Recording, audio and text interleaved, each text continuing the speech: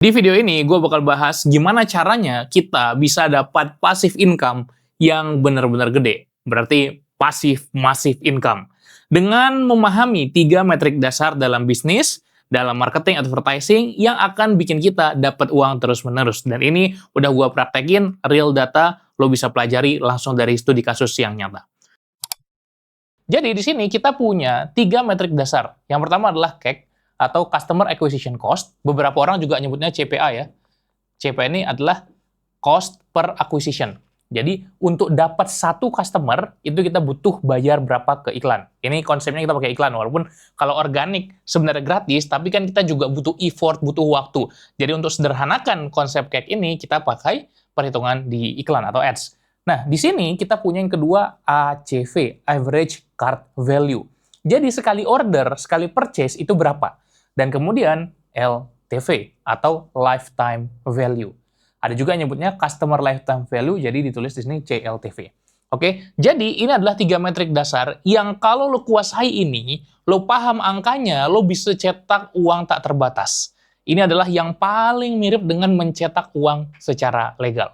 Oke, so konsep dasarnya gimana? Kalau lo punya CAC yang rendah dan ACV yang tinggi, lo bakal dapat duit tanpa habis. Inti dasarnya adalah CAC harus lebih kecil dari ACV. Gambarannya gimana? Misalnya kita jalan iklan. Ada iklan 1, iklan 2, iklan 3, iklan 4. Katakanlah 4 iklan jalan ya. Masing-masing itu kan punya angkanya sendiri ya, punya metriknya sendiri. Berapa OCLP, outbound click to landing page, kemudian nanti LP view-nya berapa gitu ya.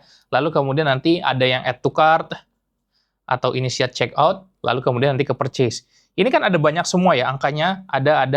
Kalau kita ngiklan, pasti kita udah tahu angka ini.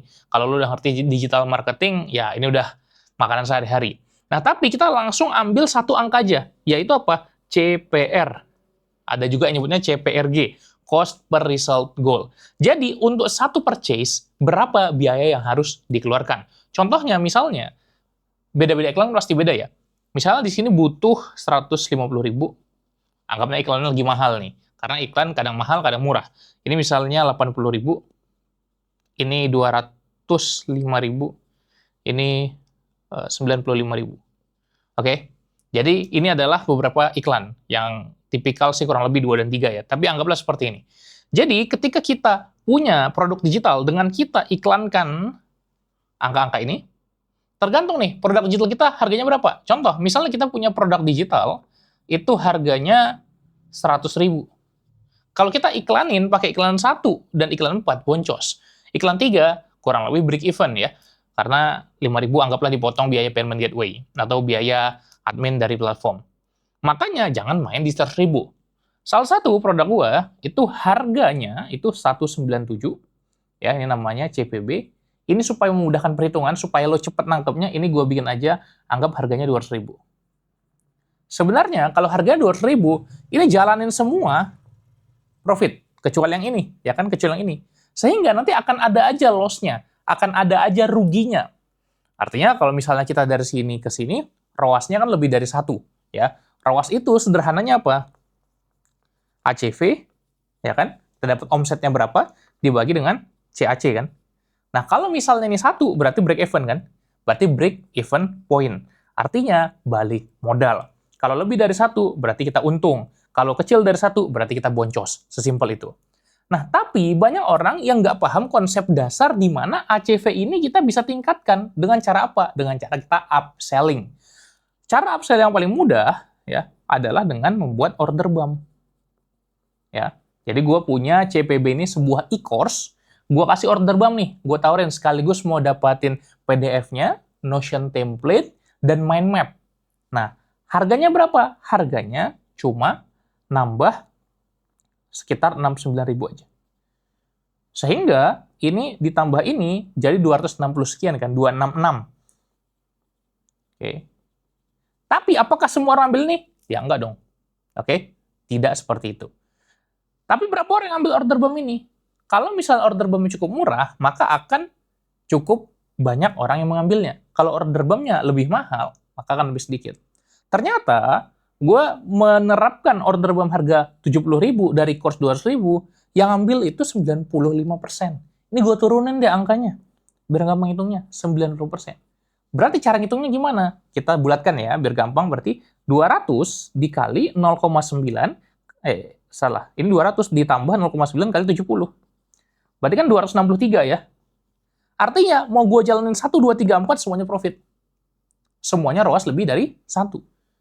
Kalau yang tadi, ini enggak. Masih ada iklan yang membuat semua campaign gue ini nggak bisa dilepas gitu aja. Karena ada yang profit, ada yang enggak. Tapi kalau kayak gini, udah bisa dilepas gitu aja. Mantau dashboard iklan ya sesekali aja.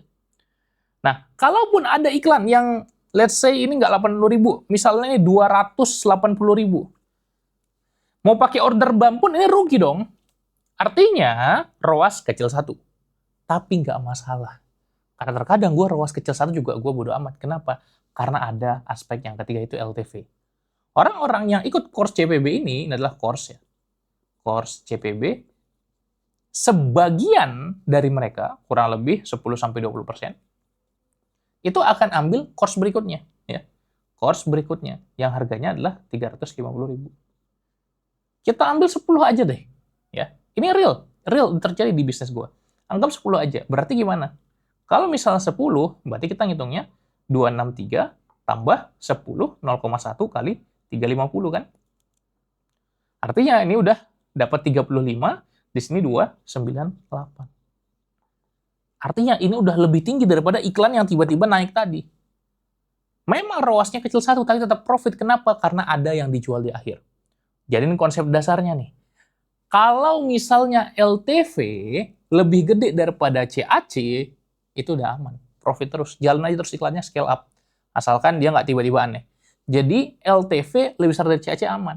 ACV lebih besar dari CAC, itu lebih bagus lagi. Kenapa? Karena LTV lebih besar dari ACV kan? Artinya CAC-nya berapa? Rata-rata. Anggaplah rata-rata 150.000. ACV-nya tadi 263. 263. LTV-nya berapa? LTV-nya 298 nih. Ya udah, ini enak banget. Jadi ini bisa tembus sampai 300.000 pun, kita masih balik modal. Dan kalaupun iklan semahal 300.000, biasanya sih gua matikan. Tapi kalau dalam konteks ini, kita kan udah punya data. Kita bisa blast lagi dengan offer kita yang lain. Tentu ini beda cerita kalau offer lu cuma 1. Kalau lu nggak bisa bikin order BAM. Kalau lu nggak bisa bikin ekosistem yang nanti setelahnya ada produk lagi. Kalau lu belum jelas value ladder-nya. Kalau itu semua udah clear, lu tinggal susun kayak gini, jalan iklan, udah tinggal merem, uang jalan terus. Tinggal tambahin aja budget iklannya, setiap minggu nambah berapa ratus ribu, sampai nanti jutaan, itu sama aja seperti kita printing money, cetak uang secara legal. Oke, ini konsep dasarnya. Sekarang kita masuk ke kesimpulan. Intinya, CAC harus lebih kecil dari ACV. Kalaupun nggak bisa, seenggaknya lebih kecil dari LTV. Tapi tetap ini dikejar ya. Kenapa? Karena kita mau langsung profit di pembelian pertama. Sehingga setelah itu profit lagi. Jadi kalau misalnya CAC itu melebihi ACV, contohnya gini ya. Misalnya CAC itu di 200.000, ya. ACV itu di 150.000, terus LTV ini di 300.000. Karena ada upsell lagi di belakang. Ini profit nggak? Tetap profit, karena dia dari sini. Tapi awalnya kita ada boncos dulu, baru profit di belakang. Nah, kalau misalnya CAC kita bisa turun jadi 100, atau ini kita bisa naikin jadi 200, maka kita udah profit di awal, terus profit lagi di belakang, pure profit.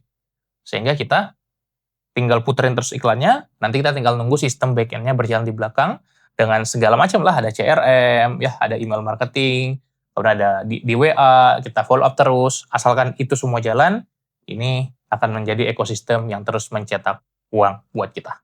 Oke, semoga bermanfaat. Silakan kalau misalnya ada pertanyaan atau yang mau didiskusikan, tulis di komentar, dan tulis juga apa konten yang lo pengen gua bahas berikutnya.